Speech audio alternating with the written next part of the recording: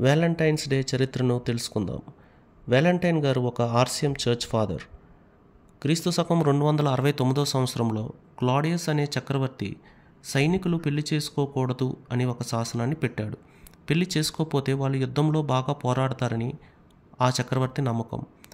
ఆ శాసనాన్ని ఎదిరించి వ్యాలంటైన్ గారు సైనికులు ప్రేమించిన అమ్మాయితో వారి పెళ్లిని జరిపించేవారు. కావున ఆ చక్రవర్తి వ్యాలంటైన్ గారిని జైల్లో పెట్టించాడు. జైలర్ తాను కూతురు జూలీ పుట్టి గుడ్డిదని చెప్పగా వ్యాలంటైన్ గారు తాను నమ్ముకున్న జీసస్కి ప్రార్థించి కంటి చూపును ప్రసాదించారు. మరణానికి ముందు ఆఖరి కోరికగా వ్యాలంటైన్ గారు ఒక కాగితం మీద ఫేర్వెల్ ఇట్లుని వ్యాలంటైన్ అని సంతకం చేసి జైలర్ కూతురికి పంపాడు.